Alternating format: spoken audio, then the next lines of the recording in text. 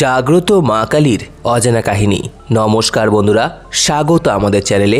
সম্পূর্ণ তথ্যটি সংগ্রহ করা আপনাদের কাছে অনুরোধ, ভিডিওটি আপনারা সম্পূর্ণ দেখুন। পূর্ব বর্ধমানের কাটোয়ার কাছে দাইহাটের নলহাটের কালী পুজো বিখ্যাত। এখানে পূজিতা হচ্ছেন মা বড় ঠাকুরন।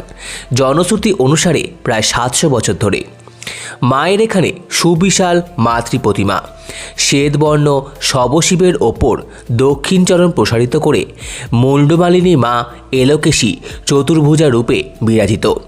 তিনি দক্ষিণ চরণ প্রসারিত করে আছেন, তাই দক্ষিণাকালী। তিনি দুঃখচক্র থেকে কৈবল্য দানের মতো দাক্ষিণ্য করেন, তাই দক্ষিণাকালী।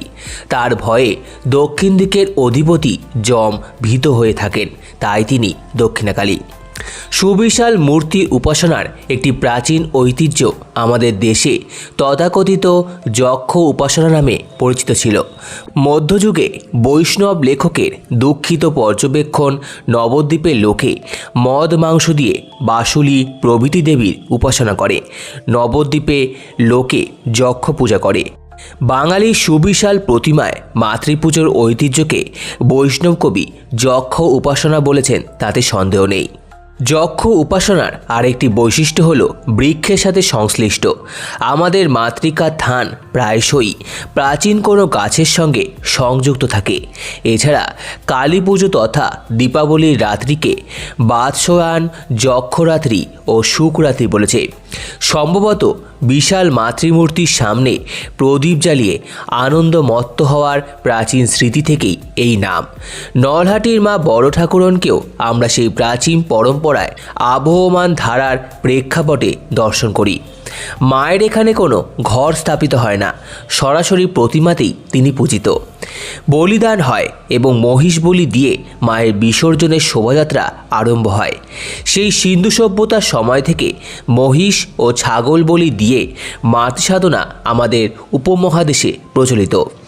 দাইহাটের অঞ্চল বহুকাল থেকে মাতৃসাধনার পীঠ। এখানকার বেড়াগ্রাম থেকে কয়েক বছর আগে পাল যুগের মা মরীচিকার বিগ্রহ উদ্ধার হয়েছিল। এখানে সিদ্ধেশ্বরী তলায় বিখ্যাত তন্ত্রসাধক রামানন্দ ভট্টাচার্য কালী সাধনায় সিদ্ধ হয়েছিলেন। গোটা বাংলায় মা কালীর বিসর্জনের আগে নৃত্যের সময় যে গানটি আজও গাওয়া হয়, নলহাটের মা বড় ঠাকুরনের সেই মাতৃসাধনার প্রাচীন ধারাকেই ধারণ করে রয়েছে। দেবীকে ভোগ হিসাবে ফল ফলাদি মিষ্টান্ন নৈবেদ্য নিবেদন করা হয়। সম্পূর্ণ ভিডিওটি দেখার জন্য আপনাদের সকলকে অসংখ্য ধন্যবাদ। ভিডিওটি ভালো লেগে থাকলে লাইক, কমেন্ট, শেয়ার এবং চ্যানেলটিকে অবশ্যই সাবস্ক্রাইব করুন। ধন্যবাদ।